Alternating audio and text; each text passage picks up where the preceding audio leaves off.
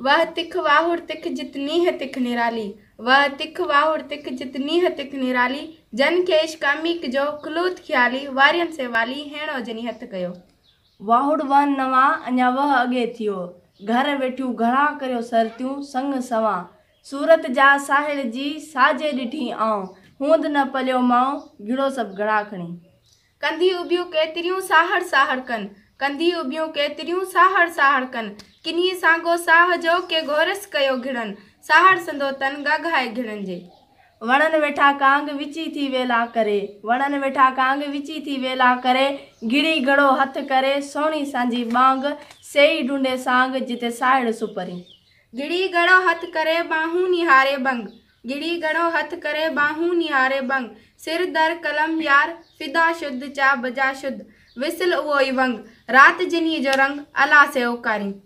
घड़ो भगोत घोरियो मरचूर थिए चूड़ो, तालिबल मोला मुझ कर ए बुडंदन बूढ़ो, कूड़ो डम कूड़ो मुंह में हार मन में।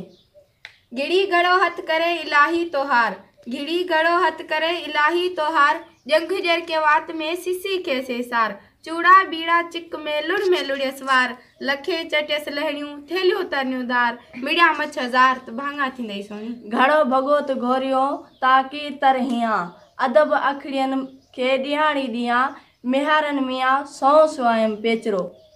घड़ो भगोत घोरियो पाणा हो हिजाब, घड़ो भगोत घोरियो पाणा हो हिजाब, वाजट वजे वजूद में रहियो रू रेहाब, साहड़ रे सराब आऊं घणो ई घोरियां। घड़ो भगो मुंद मुई वसीला विया, तिहां पोइ सुआ सोणी सॾ म्यार जा। पाण में खणज पाण सी वसीला वेसार, पाण में खणज पाण सी वसीला वेसार, लुड़ लंगाए सोणी परत विझंदी पार, सही तुरत लंघंदी उतार उखंडा गज जनी सी। पाण मखण ज पाण सी रिय वसीले वाऊं, मथा सायर सोणी पिरत वठिजे पाऊं, नीह गिने दे नाऊं वए प्रिया जे पार ॾे। साहड़ सा सोणी सायर पिण सोई, साहड़ सा सोणी सायर पिण सोई, आहे निजोई गुज गुझांदर गालड़ी। कोने आग अगरो जेड़ी मोहबत मन, उबियूं ओरिए पार ॾे कूड़ियूं कख पुछन, नदी तन नीड़ थिए जे रिय तरह तरन, सिक रसाए सोणी असल आशिकन, से झलिंदियूं किन कुनन पुछन जे मेहार खे।